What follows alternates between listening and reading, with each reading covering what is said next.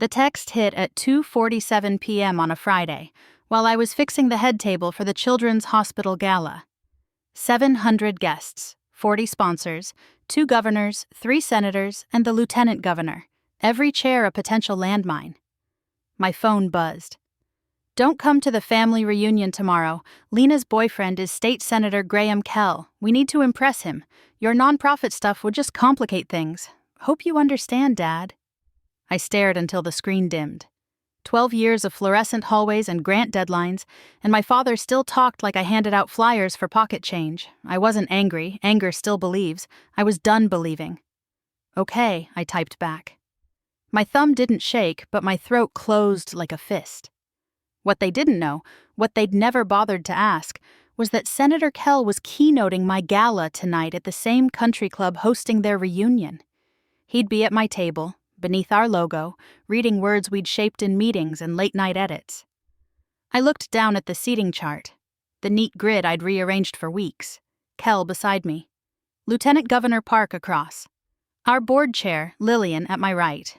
I called my deputy, Mira. "What time is the senator arriving?"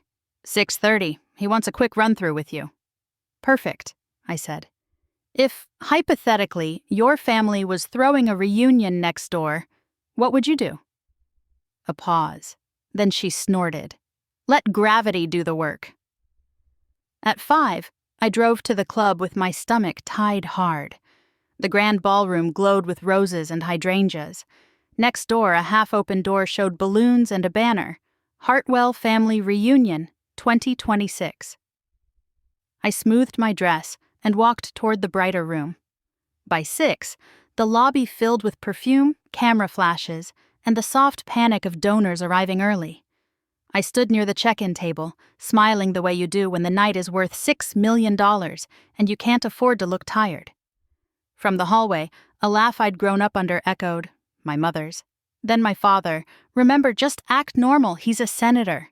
Lena's voice followed, tight as a pulled ribbon. "Please don't be weird, this is important." I slipped behind a column before they rounded the corner. For a beat, I saw them in the glass. My father's shoulders, my mother's careful hair, Lena in a red dress like she owned the air. They drifted toward the smaller ballroom, toward balloons and nostalgia, never glancing at the grand doors beside them. At 6:30 on the dot, Senator Graham Kell arrived. "Rowan," he said, warm handshake, steady eyes. "This room is gorgeous. You always make the work look inevitable." "Only because you help," I said. "You're at table 1 with Lieutenant Governor Park and Lillian Vaughn." He loosened his tie, exhaled. "I'm bringing someone." "My girlfriend. I mentioned it to your office." "Of course." My smile didn't slip. "We've placed her beside you." "Good. She's here with her family. Some reunion next door. I should grab her before seating." "Take your time," I said. "We open doors at 7. He headed toward the hallway. I watched him disappear, then turned back as the lights dimmed to a soft, expectant glow. At 6:59, I took my seat. Place cards gleamed like tiny verdicts. My pulse kept perfect time. The doors opened.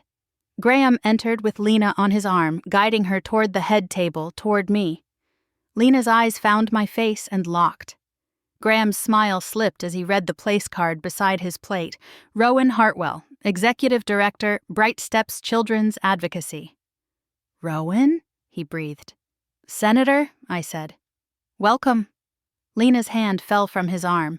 "This is you?" "I founded Bright Steps 12 years ago," I said. "Tonight we're raising money so families don't lose everything while their kids fight to live." Lieutenant Governor Park leaned in, catching the chill. "All good here?"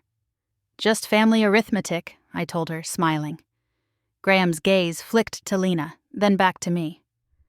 "Your father texted you," he murmured. I nodded once. Lena's cheeks drained, then flushed. In the hallway, the door to the smaller ballroom cracked open. My father hovered there, scanning for the senator. His eyes landed on me at the head table, and he jerked like he'd been slapped awake. The program began. Lillian introduced me, and I spoke into the lights. The hardship fund, the counselors, the policy work that kept children covered when insurance tried to vanish. When Graham took the podium, he steadied himself on the lectern. "I want to honor Rowan Hartwell," he said, and the room turned toward me. "Some people do life-saving work in plain sight. We miss it only because we never bother to ask." Applause thundered. Lena stayed seated, shaking. My phone erupted. Dad, Mom, cousins I hadn't heard from in years. I flipped it over and kept smiling for the crowd. Afterward, Graham touched my elbow. "I'm sorry," he said, "for almost not seeing."